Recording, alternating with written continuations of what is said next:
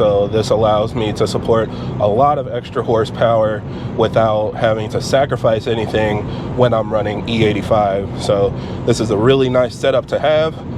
I just passed a cop. Thank you for not pulling me over.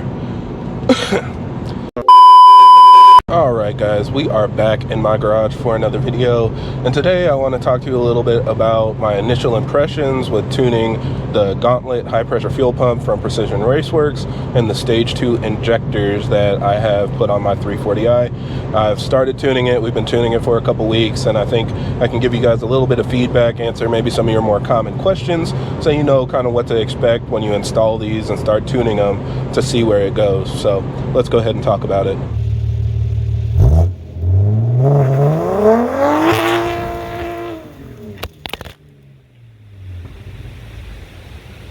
Now, as always, for everybody that's new to the channel, I create these videos to help keep you updated on the latest developments in our community, as well as discuss technical topics so that we have a better understanding of how our engines work.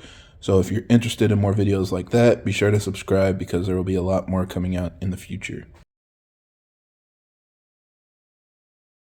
So first, let's talk about the actual setup on this car for everybody that's new to the channel.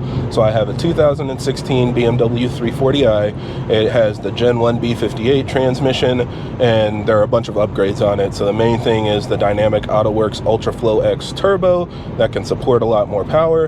And then we have a bunch of supporting mods as well. So I've got a Race Ready Performance intake, Race Ready Performance downpipe, Apex built charge pipe going to my Bimmer Network intake manifold with port injection. I also have Kelford Stage 1 cams, which granted didn't make much of a difference in our testing, but that is on the car. And then I have an AWE axle back exhaust. And then in the back, I also have a Fuel-It low pressure fuel pump to help support higher horsepower levels on higher amounts of ethanol. Now, the big change here is I ditched a lot of the stuff that the Motive Reflex controls. So I ditched the port injection, I ditched the Fuel-It low pressure fuel pump, and I replaced it with a DI only setup that really doesn't need a Motive Reflex. So now I've got the Gauntlet high pressure fuel pump instead of the TU pump. I also have the Nostrum stage 2 injectors instead of the stock injectors, and then I replaced the auxiliary pump setup that's triggered by a Motive Reflex with a plug-and-play setup from RK Tune. So there's no extra wires, no extra coding or anything like that. It simply installs and runs just like the stock high pressure fuel pump, except it has a lot more flow. Now, I do still have the Motive Reflex installed on the car, so I did not fully remove the Motive Reflex. Right now it's controlling flex fuel, which you don't need a reflex for. You can use any flex fuel kit, MHD, Dorch, or whatever will allow you to do flex fuel. And then I'm also using it to monitor my low pressure fuel system readings, since we just want to make sure everything's safe. So I have some safeties built in to make sure that all of that is working, but otherwise, you know, I've got the fuel rail going to the port injectors completely blocked off. There's no fuel going to those extra injectors, so the port injection is virtually disabled. So once we got everything installed, it was pretty straightforward, but I have to reiterate, before you go driving your car, make sure you double check that there are no fuel leaks, because I definitely had one. Not just one, but two.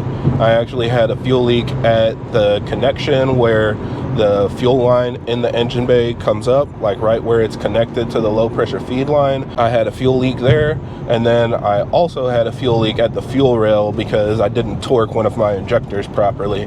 So, you know, when I started the car the first time, I just double checked everything before even driving, and thankfully was able to see the fuel leak before something worse could happen, and I was able to address that. So please, please, please make sure you double check everything, look for fuel leaks, and that should avoid any of, you know, some of the worst issues you could have.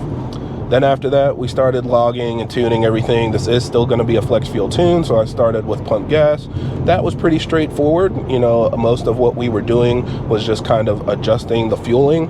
And the first thing I noticed when I started the car to start logging was my fuel pressure was extremely low. It was like 600 PSI, and I still thought I had a fuel leak, so I was looking around for something else being wrong, and ended up finding out that that's just how it's set up in the tune.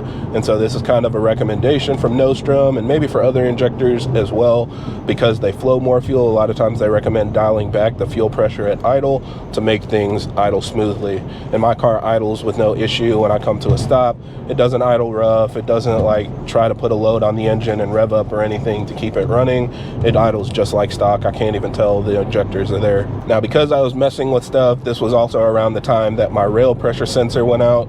And I know a lot of people ask me like, what kind of maintenance should they do before making these upgrades and things? And this is kind of the same mentality I have around stock injector replacements. You know, it's like electronic parts can fail. They can fail.